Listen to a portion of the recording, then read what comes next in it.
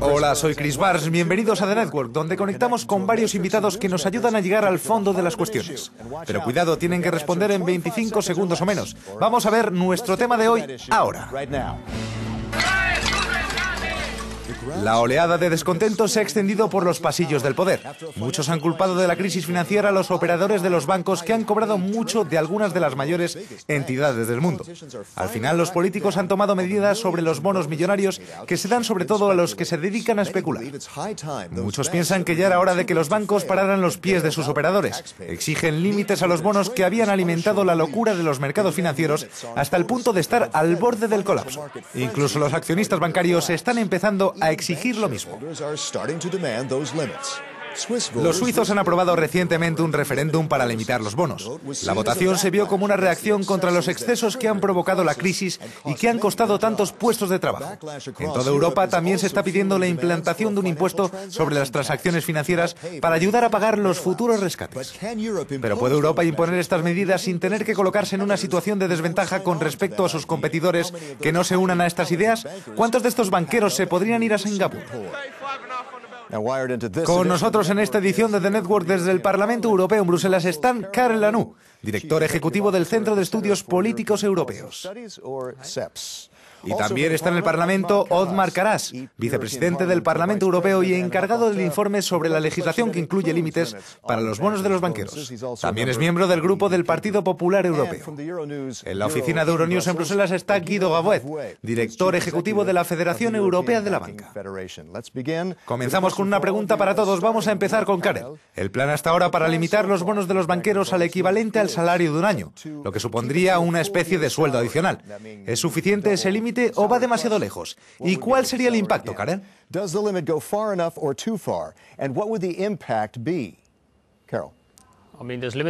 Para mí ese límite no es importante. Los bancos pueden ajustar sus salarios rápidamente, se pueden ajustar rápidamente los salarios hacia arriba solo para asegurarse de que están dentro de los límites. Para mí lo más importante es que esto no resuelve la crisis. Solo se está tratando el síntoma y mientras que los bancos sean demasiado grandes para quebrar, continuarán pagando primas altas. Bien, Othmar, ¿cómo lo ve? Lo que tiene que quedar claro es que no quitamos dinero a nadie en esta historia. No decimos cuánto dinero pueden ganar como máximo. ¿Está claro? No es el punto clave de la regulación de los ejecutivos bancarios. Bien, Guido, ¿piensa que ha habido demasiada polémica sobre los bonos de los banqueros? Bien, creo que la remuneración es, en primer lugar, un asunto de los accionistas de un banco. Estamos de acuerdo en que la legislación tenga principios, como el del rendimiento a largo plazo que está conectado con el perfil del riesgo bancario, pero no tiene por qué entrar en los detalles de los bonos. ¿Pero esto eliminaría la mentalidad del apostador compulsivo, como dijo el eurodiputado Sven Giegold, quien forma parte de la Comisión de Asuntos Económicos y Monetarios del Parlamento? ¿Qué le parece, Othmar? ¿Está de acuerdo con este concepto de eliminar la mentalidad del apostador compulsivo?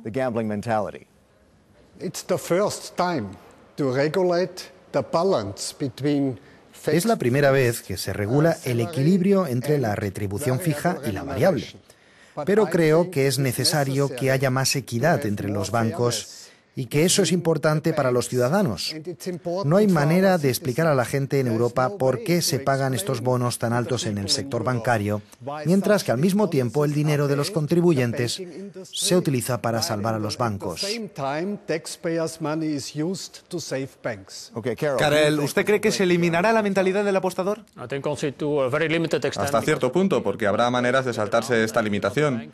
Y si no es en un banco, será en un fondo de alto riesgo y puede que ocurra lo mismo que en el banco, que no se sigan las reglas. Pero hay quien dice que si no hay un acuerdo global sobre estas bonificaciones no se van a cumplir. ¿Qué le parece, Guido?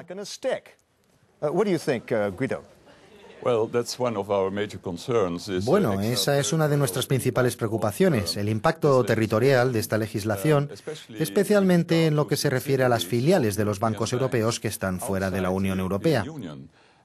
Y ahí habrá condiciones diferentes comparado con los bancos locales para atraer talento. Pero ¿de verdad todos se van a ir a Singapur, Otmar? Para mí está muy claro. Esta regulación europea para los bancos de la Unión Europea y de fuera de la Unión Europea tiene que ser una de las próximas iniciativas de la Comisión Europea. Karel, ¿qué piensa usted? ¿Cree que debería haber un acuerdo global? Se podría tener, pero no creo que haya ninguna intención de hacerlo a nivel global. Hay que preguntarse si se puede hacer algo así fuera de la Unión Europea. Si un banco opera a través de una sucursal en otro país o a través de una filial, no hay manera de que la Unión Europea pueda hacer cumplir con el nivel salarial allí. Eso queda descartado.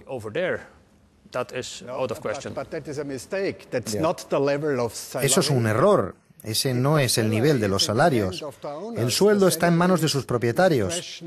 Se basa en la competencia y en la personalidad y depende de la función.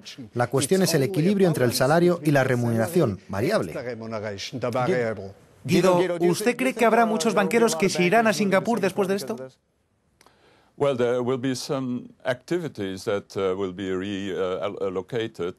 Bueno, se reubicarán algunas actividades. Pero el problema es la competencia desleal entre filiales de bancos europeos y otros bancos. Como he dicho, la guerra por el talento. Y esa es la cuestión clave.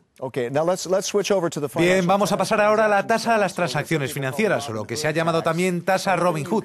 11 países europeos han firmado para implantarla. Esto podría recaudar más de 50.000 millones de euros al año. ¿Cree que será tanto? ¿Y apoya esta iniciativa, Otmar?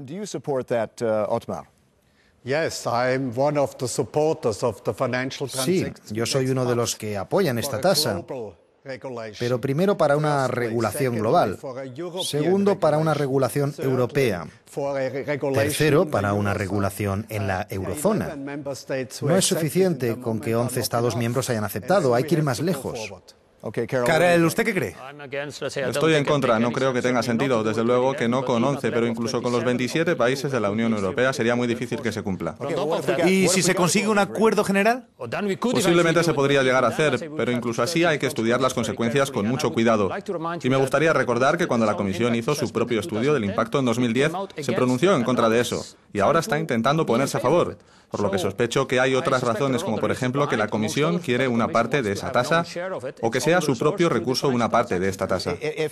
La Federación Europea de Fondos dice que tal impuesto podría reducir el atractivo de ahorrar y la financiación a largo plazo en Europa. ¿Qué le parece, Guido?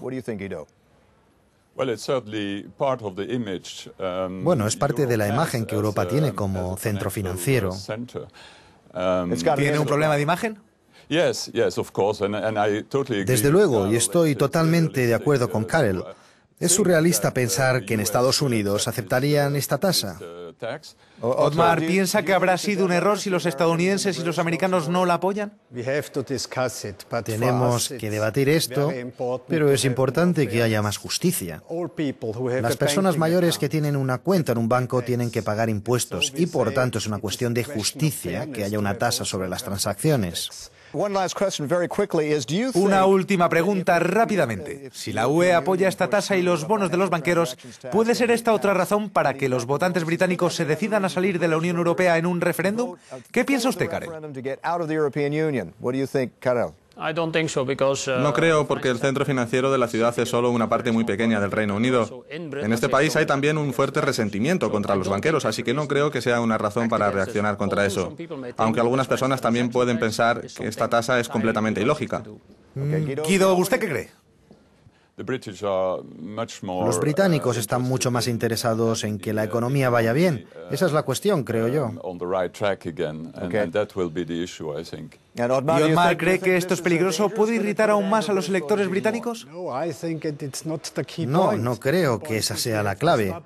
Lo que tenemos que hacer es estabilizar el sector bancario europeo. La cuestión es la competitividad del sector bancario europeo y eso es lo que hemos hecho con la regulación bancaria europea. No veo que estos aspectos individuales puedan ser una salida de la Unión Europea. El Reino Unido tiene algunos impuestos, diferentes tipos de tasas y denominadas de diferente manera. Bien, Otmar, muchas gracias. También quiero dar las gracias a nuestros invitados, Karel Lanoux, Otmar Karas y Guido Raboet. Soy Chris Barnes. Gracias por acompañarnos en The Network.